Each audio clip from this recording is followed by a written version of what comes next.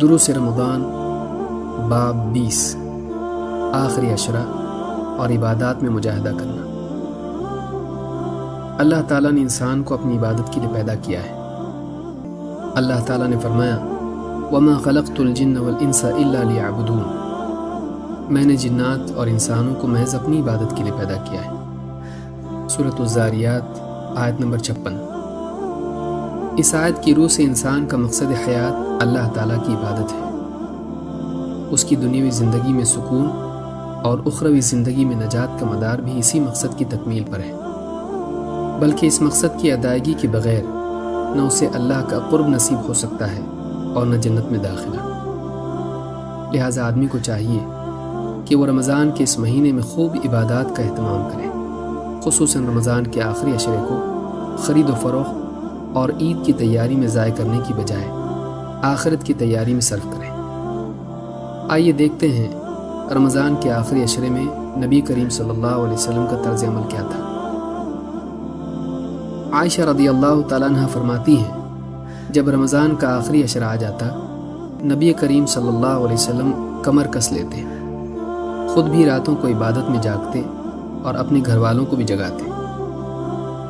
اس حدیث کو امام بخاری اور مسلم نے روایت کیا ہے۔ بعض علماء نے کہا کہ تہبند کس لینے کا مطلب یہ ہے کہ آپ اپنی بیویوں سے دور رہتے ہیں۔ خطابی فرماتے ہیں کہ ممکن ہے مراد یہ ہو کہ آپ عبادت میں خوب مجاہدے کے لیے تیار ہو جاتے ہیں، جیسے کہا جاتا ہے کہ میں نے اس کام کے لیے کمر کس لی، مراد یہ ہوتی ہے کہ میں اس کے لیے تیار ہو گیا۔ ابن حجر رحمہ اللہ فرماتے ہیں حدیث میں دونوں چیزیں بھی مراد ہو سکتی ہیں، یعنی بیویوں سے کنارہ کش ہو جانا اور عبادت کے لیے کمر کس لینا۔ امام قرطبی فرماتے ہیں ہمارے بعض ائمہ اس طرف گئے ہیں کہ اس سے مراد اعتکاف ہے۔ نبی صلی اللہ علیہ وسلم عموماً آخری عشرے میں اعتکاف کرتے تھے، اور یہ ایک معلوم چیز ہے کہ اعتکاف میں بیوی سے مباشرت حرام ہے۔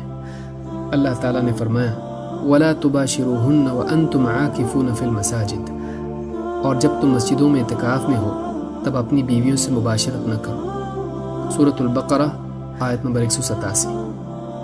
اس حدیث سے معلوم ہوتا ہے کہ آخری عشرے میں نبی کریم صلی اللہ علیہ وسلم عام دنوں کے مقابلے میں عبادت میں بہت زیادہ مجاہدہ کرتے تھے۔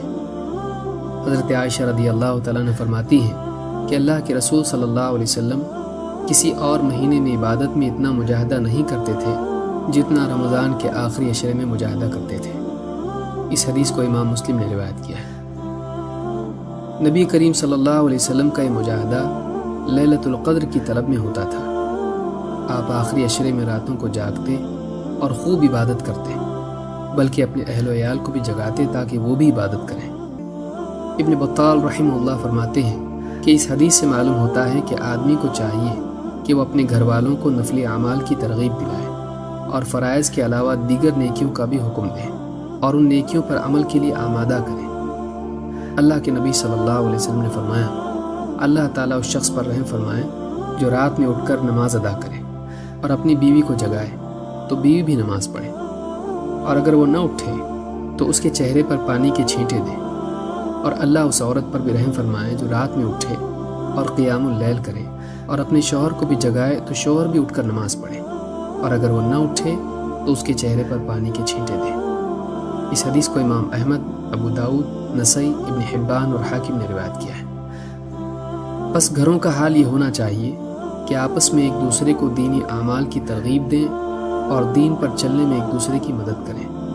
محض اپنی ہی آخرت کی فکر کرنا اور گھر والوں کو ان کے حال پر چھوڑ دینا مومن کا شعار نہیں، یہ محمد صلی اللہ علیہ وسلم کی امتی کی شان نہیں۔ اسی طرح رمضان المبارک کے آخری عشرے میں عبادات و اعمال صالحہ کا خوب اہتمام کرنا چاہیے اور اپنے مجاہدے کو عام دنوں کے مقابلے میں بڑھا دینا چاہیے۔